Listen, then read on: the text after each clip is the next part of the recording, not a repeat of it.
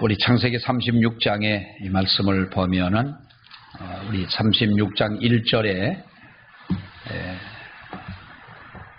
어떻게 보면은 서론적인 말씀이기도 하지만은 또 36장에 있는 말씀에서는 이것이 어떤 결론적인 말씀이기도 한데요.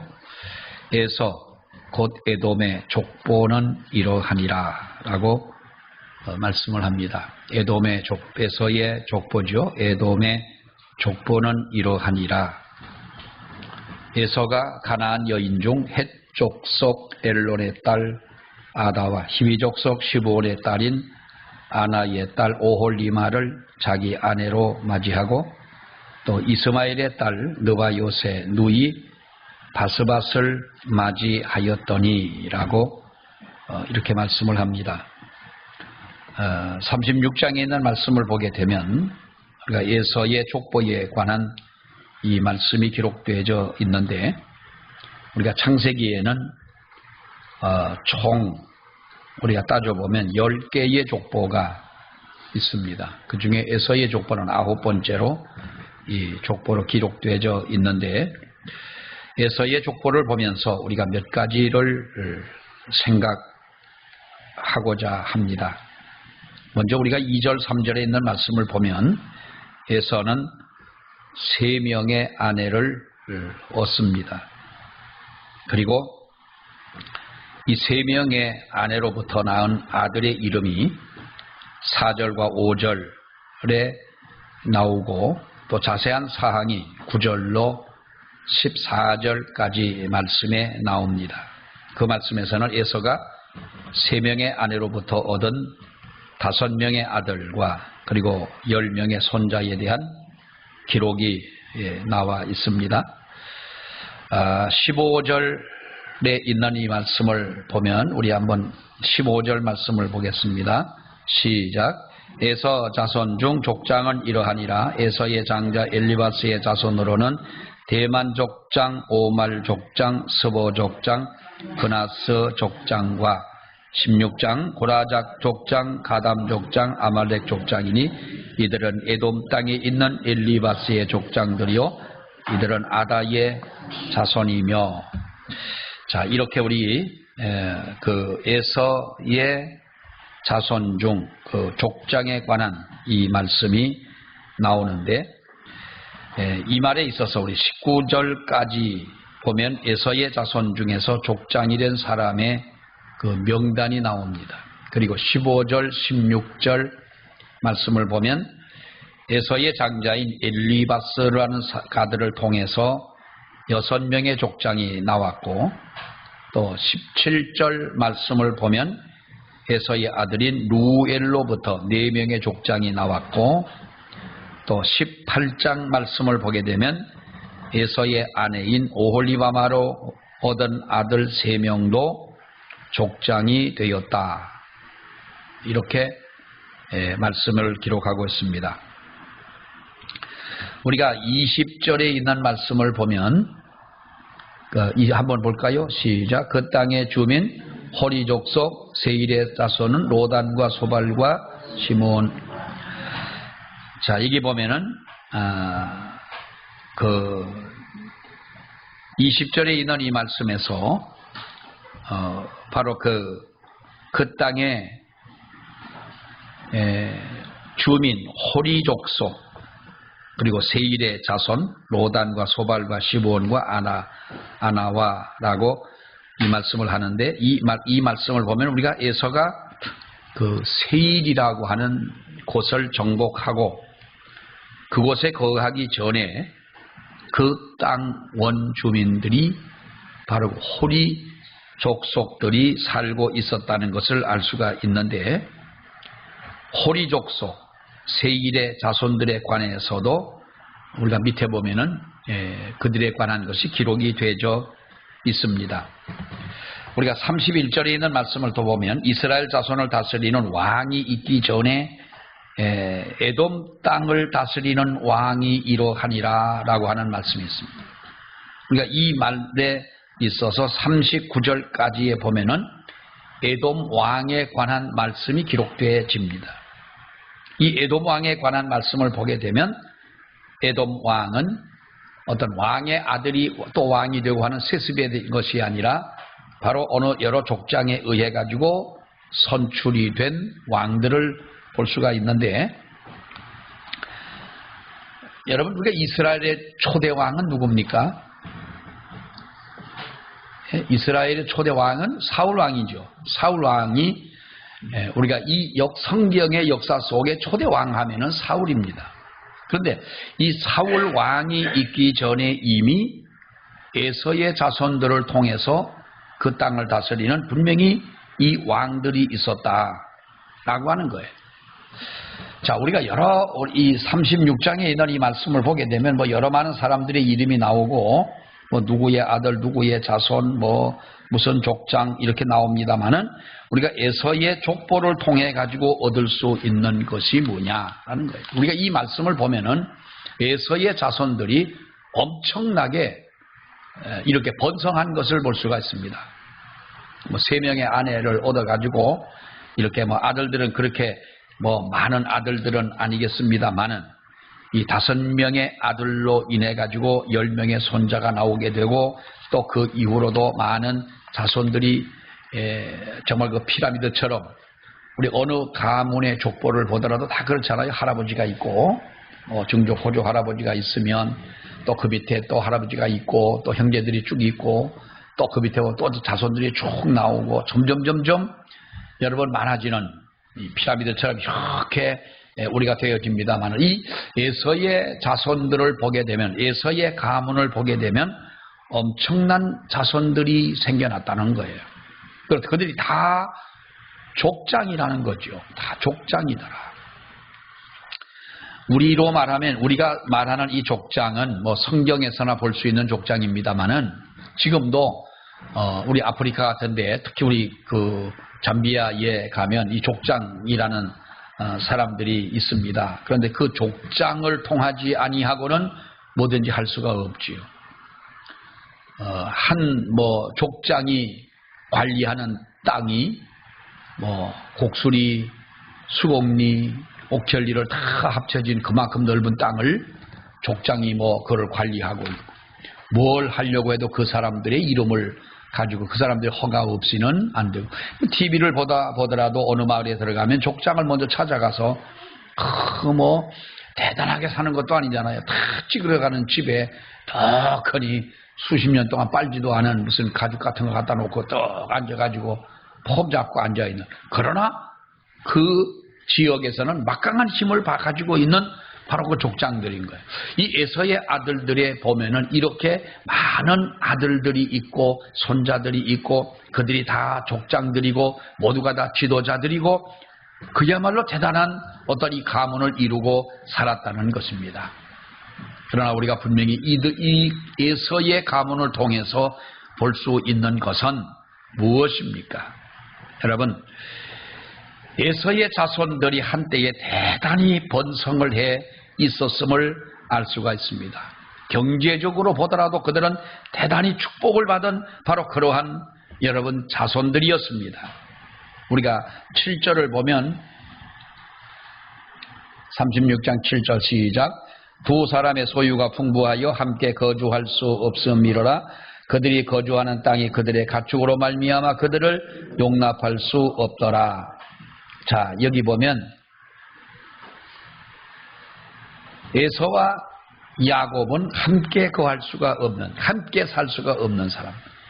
왜냐하면 그들의 가축이 많고 양이 많고 종들이 많고 자손들이 너무 많이 있기 때문에 그들은 함께 거주할 수가 없었습니다. 야곱도 거부였지만은 에서도 아주 대단한 거부였다는 것을 우리가 알 수가 있죠. 그래서 두 사람이 함께 거주할 수가 없어서 에서가 어디로 갑니까?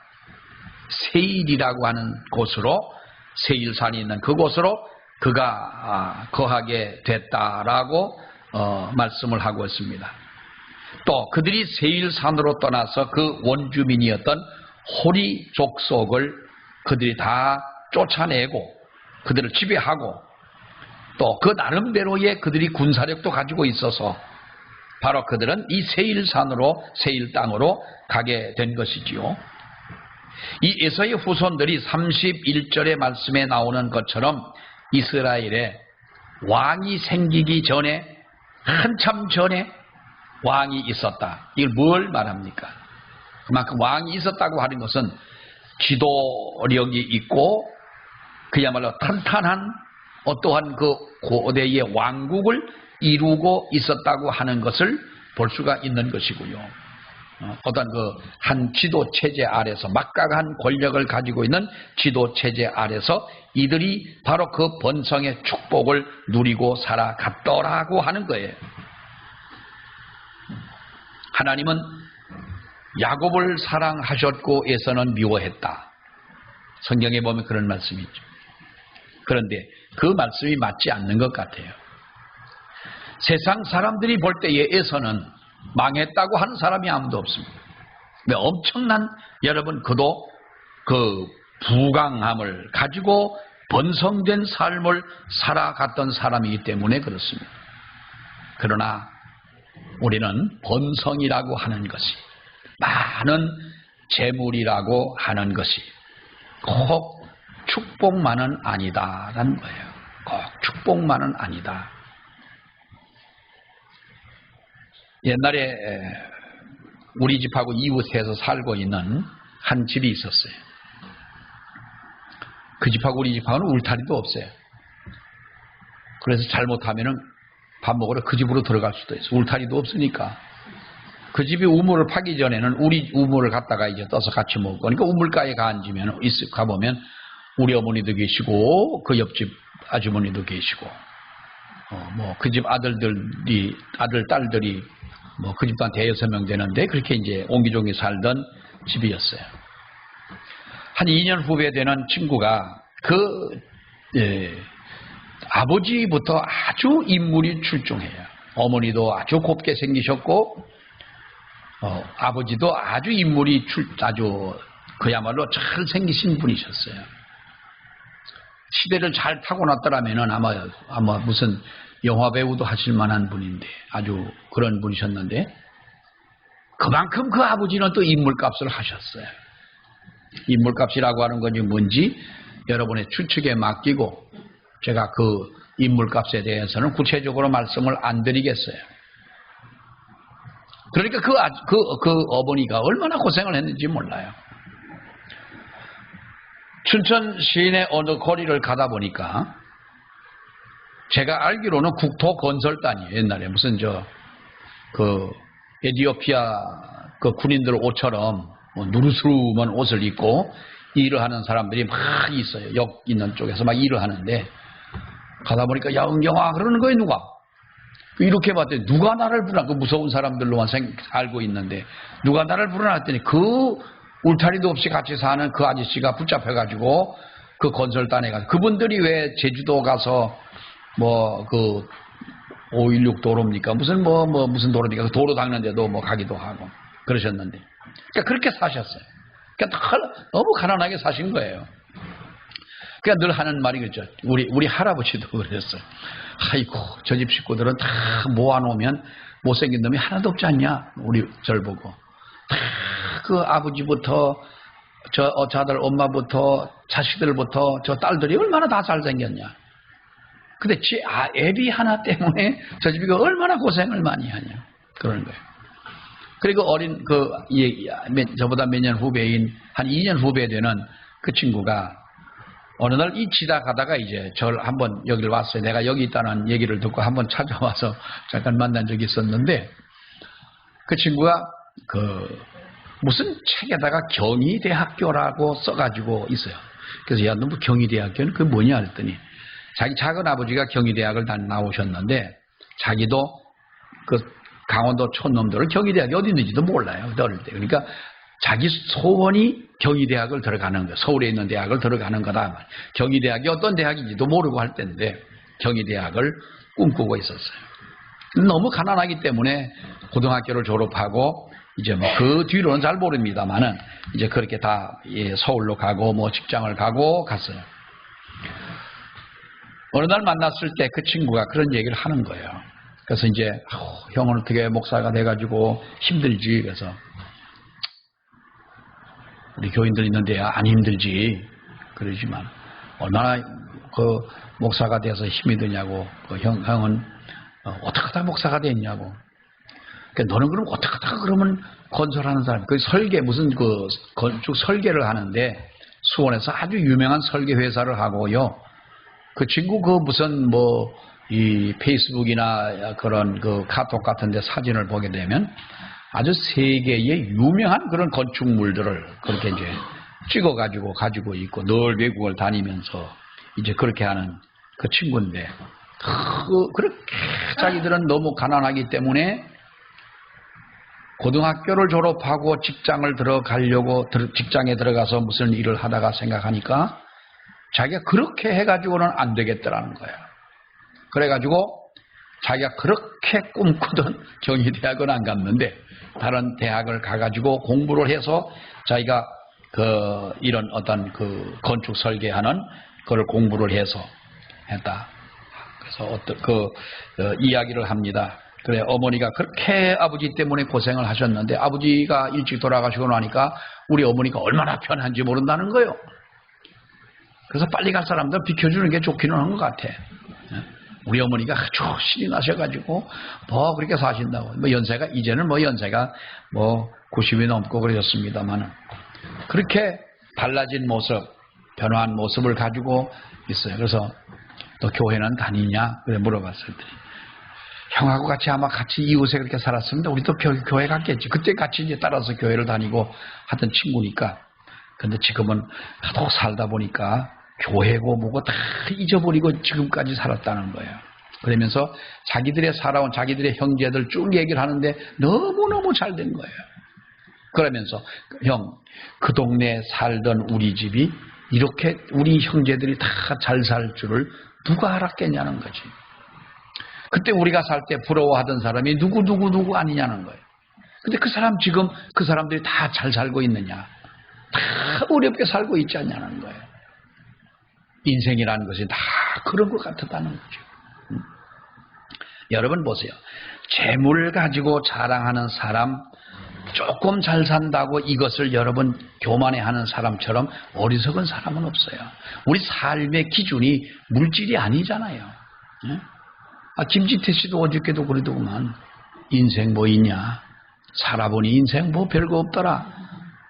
그럼 네가 하고 싶은 거 하면서 살아. 인생 뭐 있다고. 연극 배우 한다고 그렇게 반대하고 그러다가 알고 보니 자기 아내가 쓰러지고 보니 인생 아무것도 아니더라. 네 하고 싶은 거 하면서 살아. 어제 우리가 은혜 받고 왔잖아요. 그래서 여러분 울었잖아. 그 말 듣고. 그 양반은 교회도 안 나가는 양반이에요. 그런데 그 양반 연극하면서 그걸 보면서 울면서 나는 하나님의 말씀을 전하는데 왜 내 말을 듣고는 안 울어요. 근데 어제 그랬어. 어제 무슨 얘기하다가 아니 그 연극을 보면서 울지 않는 거는 소나 안 울지 소나. 어떻게 사람이 안 울겠냐. 여러분 인생이 그런 거예요.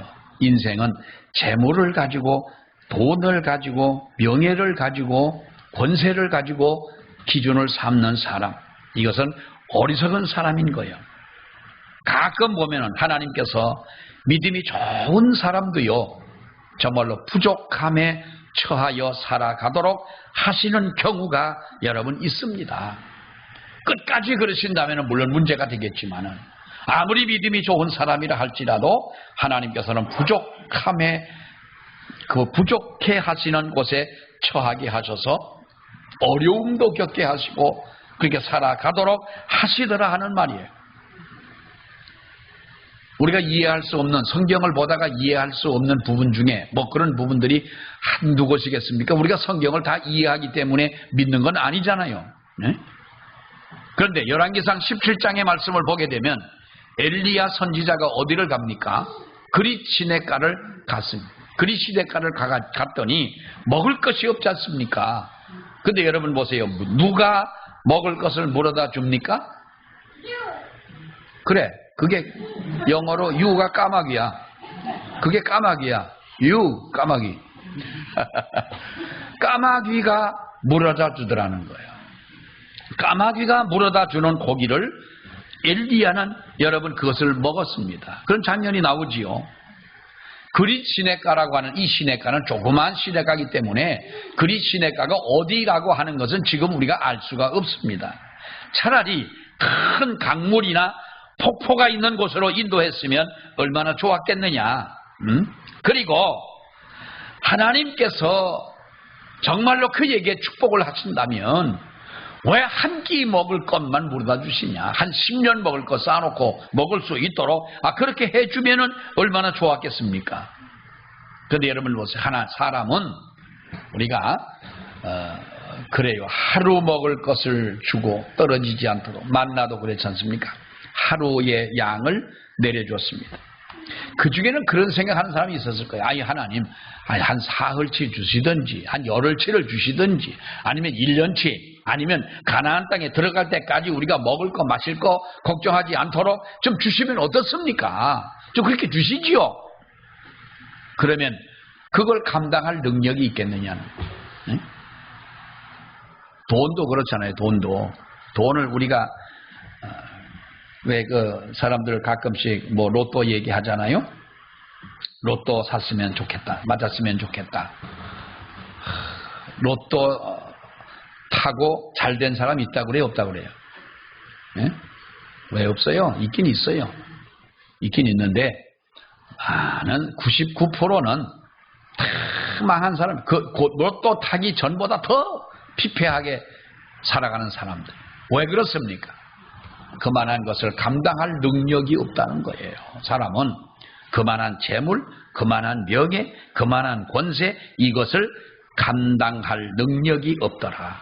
그러니까 하나님은 그릿 시냇가에서 아침 저녁으로 까마귀를 통하여 먹을 것을 갖다 주셨는데 엘리야는 그 까마귀가 날아오는 것을 보면서 하나님을 찬양하고 하나님 앞에 영광을 돌리게 된 것이 아니냐. 풍성함이 축복은 아닌 것입니다. 많은 것이 복은 아니라는 겁니다. 풍성해서 하나님을 간절히 찾지 못한다면 오히려 그 풍성함이 저주가 되는 것입니다. 여러분, 저주라고 하는 것은 무엇입니까? 저주라고 하는 것은요, 하나님을 간절히 찾지 않는 삶의 그 자체가 저주인 거예요. 그래서 우리는 이 에서의 삶을 통해 보면서 모든 아들들이 족장인 거예요. 모든 손자들이 족장인 거예요. 재물이 엄청나게 많은 거예요. 세일 땅, 그 모든 땅을 여러분 차지하게 됩니다. 그러니 그것이 얼마나 큰 세상 사람들에게, 이웃 사람들에게 부러움의 대상이냐 그 말이에요. 그러나 그것이 하나님 앞에 복이 아니더라. 믿습니까? 중요한 것은 우리가 하나님 안에 살아가는 삶이라 하는 겁니다. 어떤 일이 있어도 우리는 믿음 안에 있어야 되는 줄로 믿습니다. 아무리 힘들어도 하나님의 품을 떠나지 않고, 아무리 힘들어도 하나님의 뜻을 저버리지 않고, 하나님의 길에서 이탈하지 않는 그와 같은 삶이 되어져야 한다는 거예요. 에서가 세상적인 관점에서 볼 때에는 놀라운 세상의 물질적 축복을 받은 것은 사실이나 성경에서 에서는 저주받은 사람이라고 말을 하고 있습니다. 그리고 그는 저주를 받았던 것입니다. 망한 것이지요. 여러분, 왜 그렇습니까? 믿음의 원리대로 행하지 않았기 때문에 그런 줄로 믿습니다. 믿음의 원리대로 행하지를 않았다는 거예요. 예서를 보면은 우리가 그러지요. 들성 부른 나무는 뭐부터 알아봐요? 떡잎부터 알아본다고 그랬어요. 떡잎부터 알아본다. 자, 에서는 떡잎부터가 이 사람은 그런 사람이었어요. 우리가 어디서 봅니까? 야곱이 팥죽을 쓰고 있는데 에서가 와가지고 배가 고파 죽겠다는 거예요. 그 팥죽 한 그릇을 달라. 그 야곱이 뭐라고 그랬어요? 참 야곱은요 대단한 사람이에요. 형 장자권을 내게 주면 내가 팥죽을 주지. 예? 그랬어요. 그랬더니 에서가 뭐라 그래요? 야 배가 고파 죽겠는데 장자권이 내게 뭔 소용이 있냐. 팥죽을 줘라 그랬어요. 우리가 볼 때는 농담 같고요. 우리가 볼 때는 누구든지 그런 말을 할 수가 있는 것처럼 우리는 생각을 할 수가 있겠습니다마는 거룩한 믿음의 계보를 이끌어갈 막중한 책임을 가지고 있는 에서로서는 그 말 한마디가 얼마나 그런 불행을 가져오게 됐느냐는 거예요.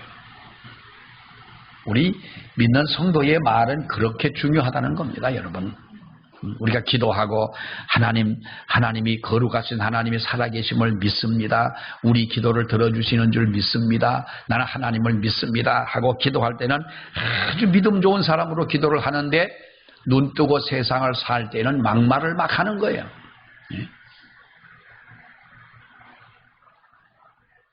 제가 그랬죠.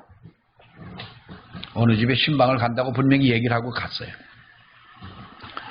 근데 그 집 가까이 가다 보니까 요즘엔 집들을 잘 져가지고 방 안에서 뭔 짓을 해도 소리가 안 들리지만은 그 집을 가다 보니까 방음장치도 뭐 그저 허술한 집에 돌담만 있으니까 막 욕하는 소리가 들리는 거예요. 그 집사하고 신랑하고 싸움. 신랑은 예수도 안 믿어요. 막 싸움을 하는 거예요. 그런데 그 집사 욕하는 게 아이고 아주 교육을 많이 받았더라고. 욕교육이라고. 얼마나 욕을 잘하는지 평소에 기도하라면 이렇게 하나 거룩하신 하나님 아버지시여 기도하던 그 집사가 욕을 하는데 그 신랑 가지고 욕을 하는데요. 웃기는 거요. 아이고 세상에. 그리 집에 들어가려고 신방을 들어간다고 했는데 들어갈 정도 아니고. 그럴 때는 어떻게 해야 돼요? 아니 목사님이 올 시간이 다 됐으면 성질이 나더라도 좀 그 시간을 비껴서 싸우든지 미리 싸우든지. 그래가지고 난 또 심장이 약해가지고 심장이 약한 게 아니라 마음이 약해가지고 저 뒤로 빠꾸를 해가지고 한참 가서 있다가 싸움이 끝났나 하고 보다가 좀 조용한 것 같아가지고 이제 들어가서 예배를 드리는데 또 멀쩡히 또 예수 사랑하심은 죄야 뭐 하면서 찬송을. 아이고 참 콧등에 여우가 살살 이쪽에도 기어가고 저쪽에도 기어가고 그러더라고. 아고 참말로. 또 한 사람 내가 그랬죠. 나는 여집사님들 기도하는데 난 그렇게 집사님 기도에 감동을 받아보긴 처음이에요. 얼마나 기도를 잘하는지 몰라요. 경상도 여자인데요. 야, 이 경상도는 기도를 정말 저렇게 다 잘하나 보다. 기도를요, 그 양반은 아주 정말 기도가 우리는 땅바닥에서 긴다면 우리는 육군이라면 그 사람은 해병대도 아니고 공군이요. 기도를 그렇게 잘하는 거예요. 그러더니 풍기 살았는데 저 울진을 가다 보면 봉화지나 울진을 가다 보면 해발 한 700~800m 되는 고지에 마을이 하나 있는데 바람이 나가지고 그리로 가버렸어. 어떤 남자 따라서. 그렇게 기도 잘하더니 역시 딴 신랑을 만나더라. 우리 집사님들은 권사님들 기도를 그분보다 못하신 것이 참 다행인 줄로 믿습니다. 기도 우리가 여러분 기도 생활, 믿음 생활 무엇보다 우리가 중요한 것은요.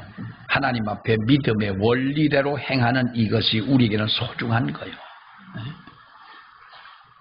하나님 안에 거하는 것이 소중한 것이 필요 없다는 것은 아니에요.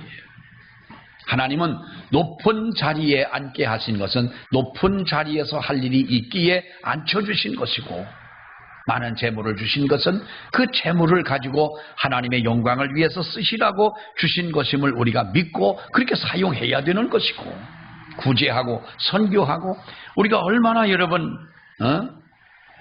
정말 어려운 사람들이 많습니까? 에티오피아 군인들이 우리나라에 참전을 했어요. 오전에도 말씀을 드렸지만 전쟁이 끝나고 56년 몇 년 동안 있다가 이제 그들은 다 돌아갑니다. 여러분, 그들은요 자기 전우들의 시체 124명의 전우들의 시체를 다 수습을 해서 에티오피아로 가져갔기 때문에 부산에 있는 유엔군 공동묘지에 에티오피아 군인들의 묘지가 없어요. 다 가지고 갔어요. 그 멀리서 와가지고. 그래서 가서 그래도 20여 년 동안은 잘 살았는데 에티오피아가 공산주의화가 되면서 공산당과 싸웠다고 그 사람은 다 모든 걸 박탈해 간 거예요. 죽임을 당한 사람도 있기도 하고. 그러다가 다시 이제 90년도 들었으면서 다시 그 에티오피아가 민주화가 되면서 그들이 이제는 다리를 뻗고 살 수는 있었지만은 얼마나 어렵게 살았는지 모르겠어요. 지금도 비참하게 살아요. 그러면 그들을 도와준다면 누가 도와줘야 되겠어요? 그래서 돕는 분들이 많기는 하지만은 여러분, 돕는 것은 한계가 있잖아요. 우리가 해야 할 일들이 바로 그것이 아니에요. 네?